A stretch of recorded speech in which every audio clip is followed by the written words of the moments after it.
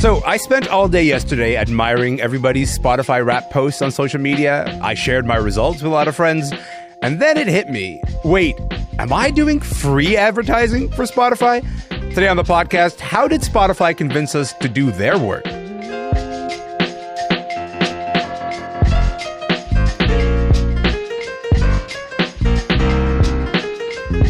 I'm Elamin Abdelmahmoud. This is Commotion.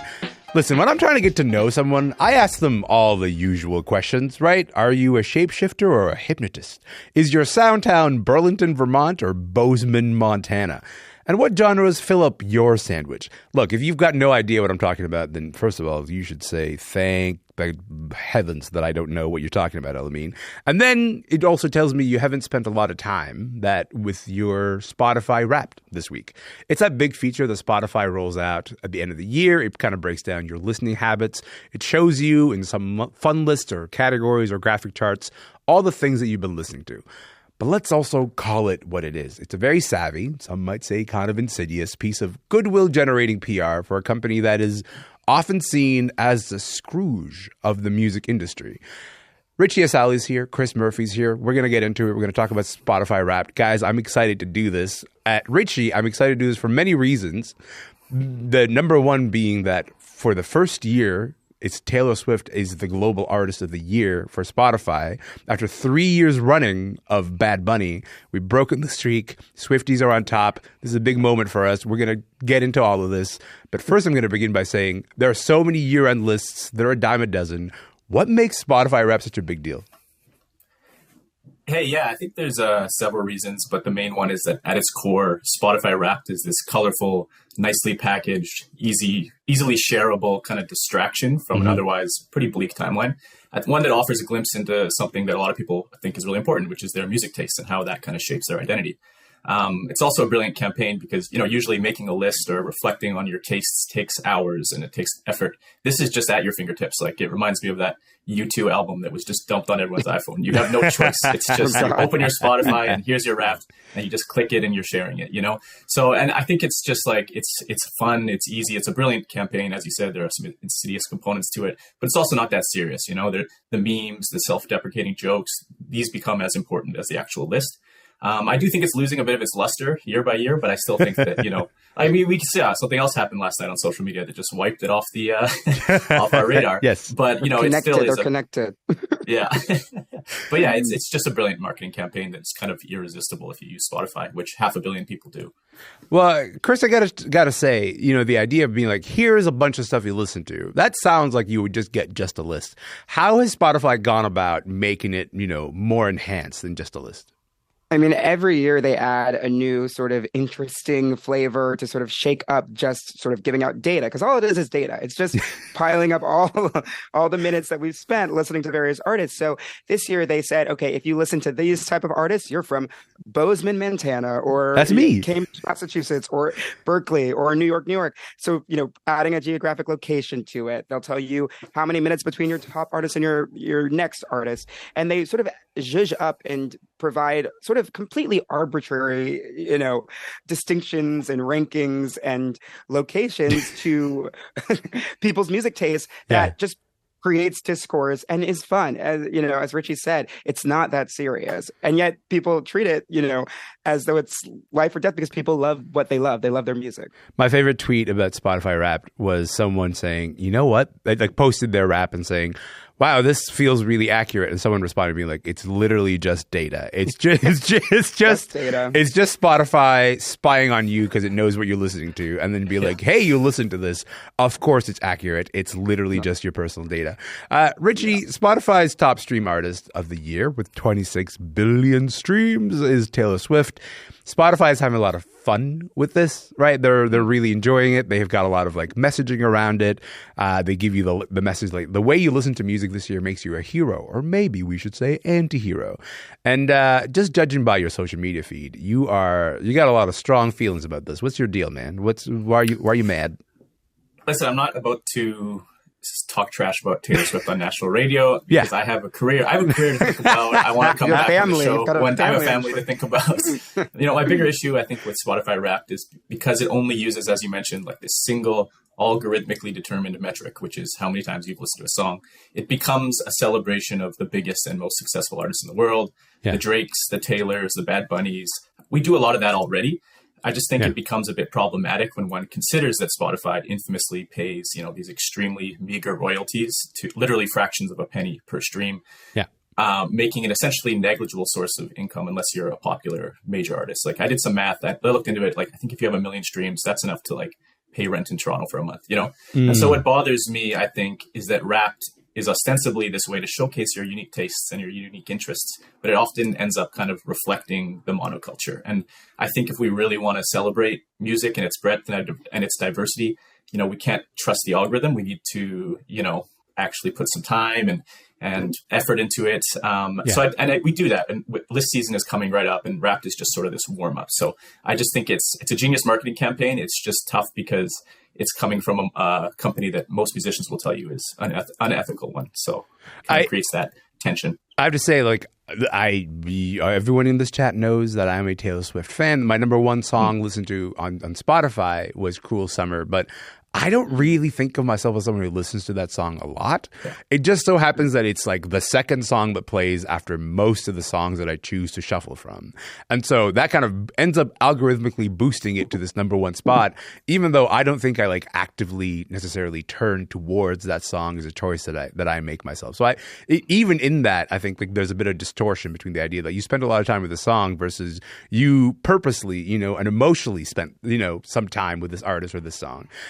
Chris, I got to ask you, the idea that Richie just brought up, that there are so many criticisms of how Spotify goes about its music business, that's not a secret. Like, we know Spotify is kind of controversial. What role does this Wrapped thing play in boosting the image of Spotify?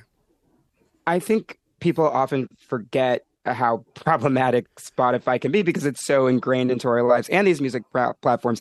No one's going down to their local record store really and buying, a CD-ROM or a disc cassette and whatnot. You have your vinyls if you're like a real music fan, but that's how we really sort of, that's how we enjoy music these days. And as Richie said, the pretty colors, the easy packaging, how it's so accessible, it's so easy.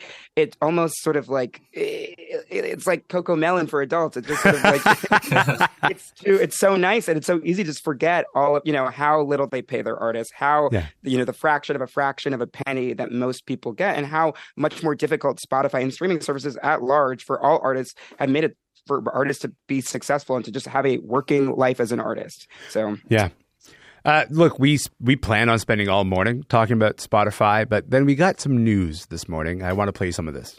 The boys of the NYPD choir were singing "Go Away Babe," and the bells were ringing out for Christmas Day. It is a modern Christmas classic. That's the Pogues with Fairy Tale in New York. Like some of you, I woke up this morning to the news that the Pogues lead singer Shane MacGowan has died. He was 65 years old. Richie, can you just tell me what made Shane MacGowan such an important figure in the history of rock and roll? Yeah, I think Shane famously, as the lead singer of the Pogues, famously fused traditional Irish music with sort of punk rock sounds and punk rock aesthetics. Yeah. A lot of people have done this since the Pogues, but no one kind of pulled it off with this kind of sense of authenticity and this charisma as Shane MacGowan. And, I think unlike a lot of aging rock stars or folk legends, he has that sort of aura of integrity. Yeah. He lived in harmony with the spirit of his music, which was not very harmonious. It was punk, it was countercultural. Yeah. There was an earnesty at its base. Just to kind of finish it off, I spoke to my Irish friend this morning, and she said, it's not Christmas in Ireland until you've heard Fairy Tale of New York, which is kind of, I think, telling to, what an impact he had in Ireland and around the world. I was going to say, we got like maybe about a minute left here, but like this is the period of time that you'd be hearing Fairy Tale in New York. What makes that song so special, do you think? Yeah, I mean, I think that when we think of Christmas, we think of family and holidays and joy, but we also know that a lot of people Christmas is a tough time. It's not everyone has an easy time with those things. So I've heard this described as an anti-Christmas song, but I actually think it is quintessentially Christmas because it taps into some of those more complicated and darker feelings that some people feel around the holidays. And it just kind of, it captures that flip side of the holidays. And, when you hear it, you just are immediately transported to this dark pub and with a pint in your hand. And that's a special ability that song has. Well, Richie, Chris, I appreciate you guys being here this morning. Thank you so much for your time. I appreciate it. Thanks for having us. Of course, Richie Asali is a writer and digital editor of the Toronto Star, and Chris Murphy is a staff writer at Vanity Fair in Brooklyn.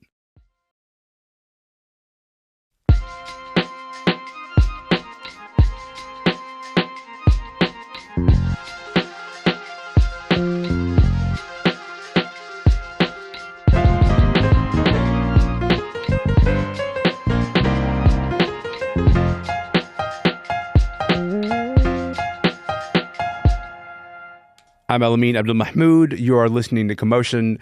So you may have noticed that in the last few years, cultural institutions in this country have made very public commitments to decolonize and indigenize. Basically, they're saying we're going to change the way we operate to make up for past wrongs. But according to more than 80 Indigenous artists, curators, and professors who signed an open letter this week, things seem to be going backwards. They're pointing to Wanda Nannybush's departure from the Art Gallery of Ontario as just the latest example. She left her role as the first Indigenous curator in the Indigenous and Canadian Art Department. Here's the thing about Wanda's departure. No one is going on the record as to what happened here, which means we can't talk about the whys, but we can talk about why it matters. Aylan Kuchi organized the letter. She's an interdisciplinary artist and curator from Nipissing First Nation in Northern Ontario. Aylan, welcome to the show. Thank you so much for having me. Of course, I'm happy that you're here. Listen, you were the first Indigenous intern in the department that Wanda Nannybush ran at the AGO, and before that, she was your professor at the Ontario College of Art and Design. Why did you decide to write this letter and get people to sign it? Like, what was the moment for you where you said, you know what? I'm not going to keep quiet. I got to do something here. Yeah. So I found out about it, and I can tell you that after an hour, I was still shaking. I was so angry. And it was mostly for me, I was really angry that I had to find out about it from seeing a tweet on Twitter. Because to me, it feels like the AGO should have, now this could have been a decision that was made with Wanda. So I'm just, saying that I'm also recognizing that. But the silence around it. Well, so this is, I guess what I'm trying to get at, Aylan, is like no one is really talking about this. And like that's what the thing that feels hard. Like because like Wanda never said anything about her departure, right? And the AGO has only said, oh, it's like a personal matter, nothing else, nothing further than that.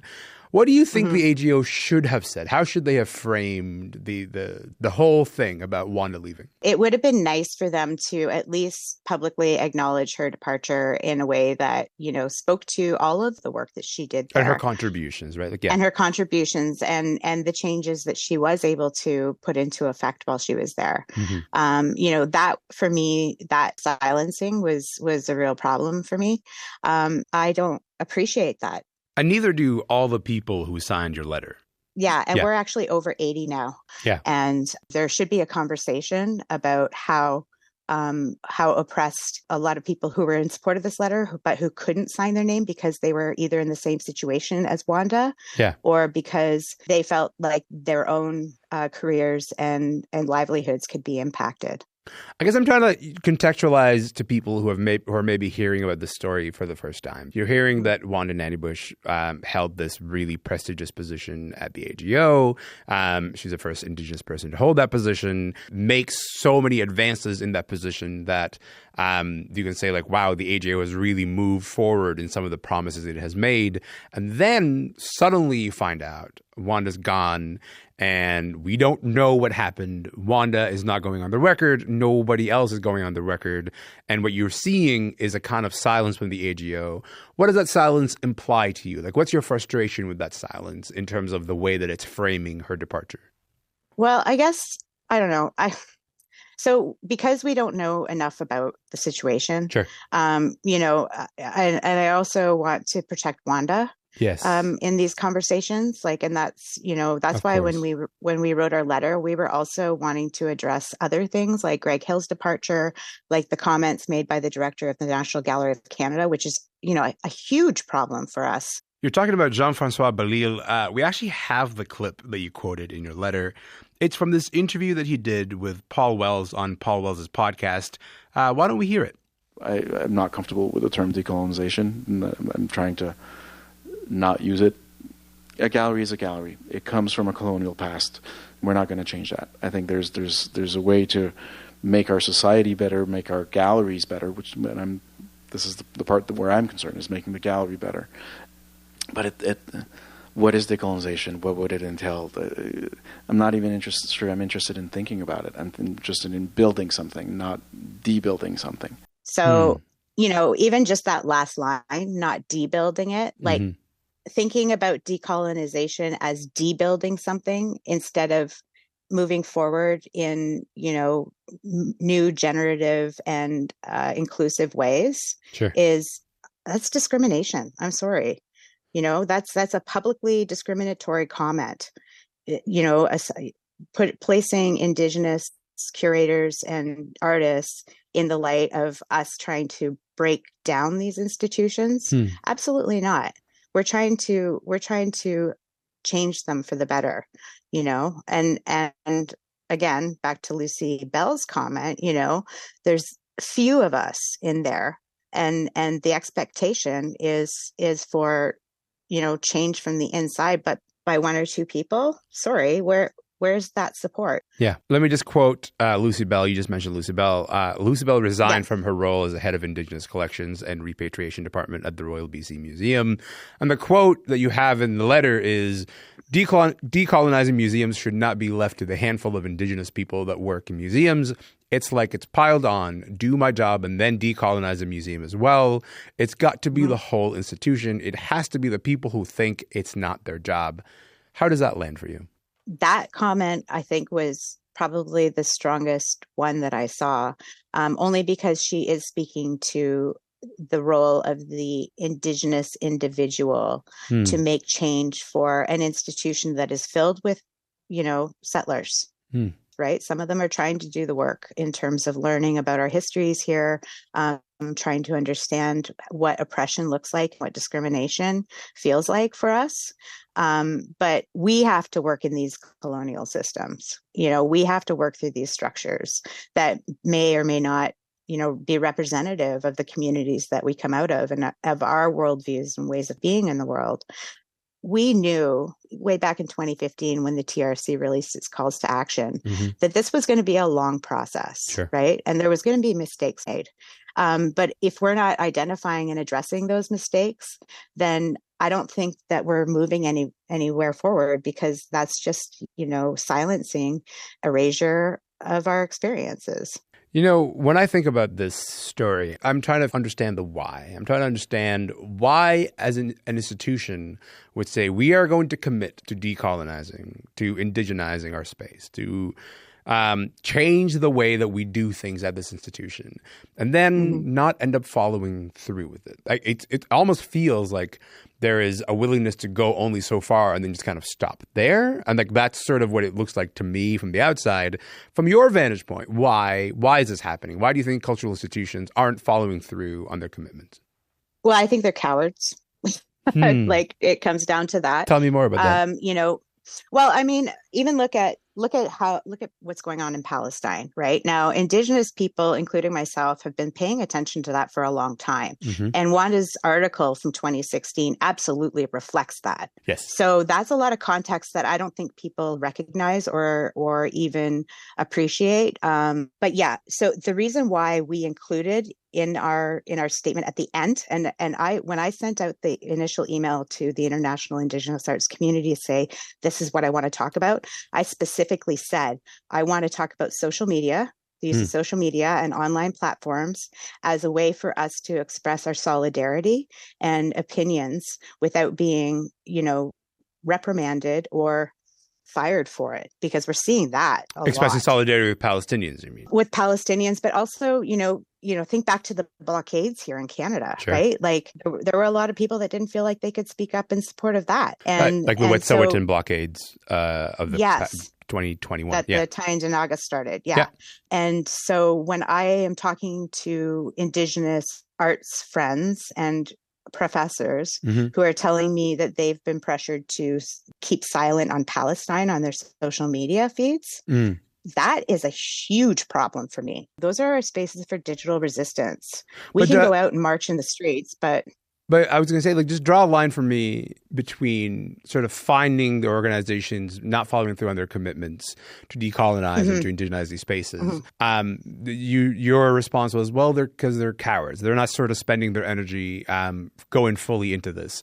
When you say they're cowards, what is the thing that what appears to be the red line? Like, what appears to be the line that they're like, we're not going to cross this because we're too afraid of making waves? What are those lines? Yeah, well, I think that those lines are in not supporting their Indigenous employees when they do want to be speaking out on issues that are critical to them and their understanding of settler colonialism globally. Right. So if you've got an institution that is going to say, yes, we're indigenizing and decolonizing, but don't talk about this on your social media feeds. Don't talk about this in public. Where is that decolonizing perspective? Because I can tell you right now, that is a settler colonial perspective, because oppression and silencing works in many ways.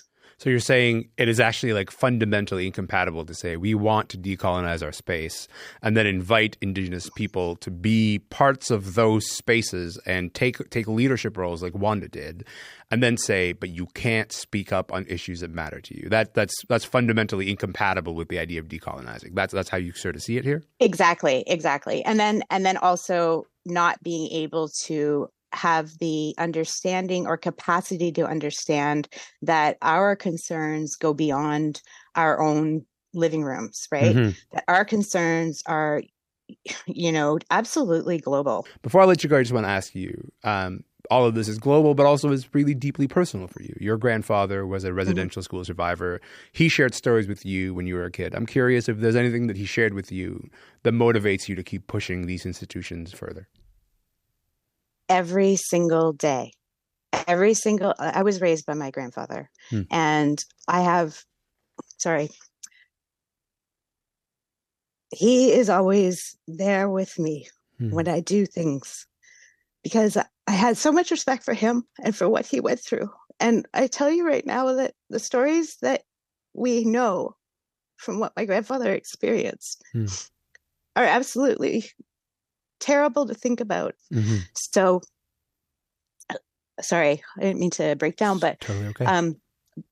It's offensive to me. It's offensive to me when these institutions took the TRC and used it as a platform, and then they treat us in these ways that are erasing our identities and our experiences and enforcing their values upon us. Because I want to remind everyone that assimilation was the basis for residential schools. So when we have these institutions who are telling us to assimilate to their ways, they are absolutely reinforcing that system of oppression upon our peoples globally. The idea of bring your identity to work, except for when it comes to saying things are uncomfortable. That's a big one. That's a really big one that we all have to talk about, because I don't think we talk about that nearly enough. But in the meantime, Elamin, thank you so much for your time. I really appreciate it. Thank you. Absolutely. Thank you.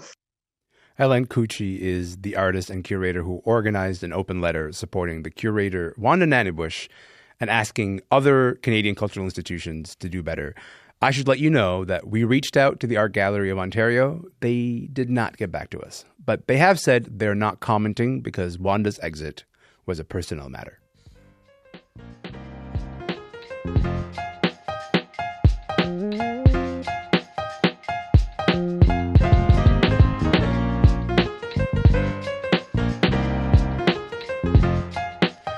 That is it for the podcast today. Remember, you can listen to any episode of the show anytime you like, wherever you get your podcasts.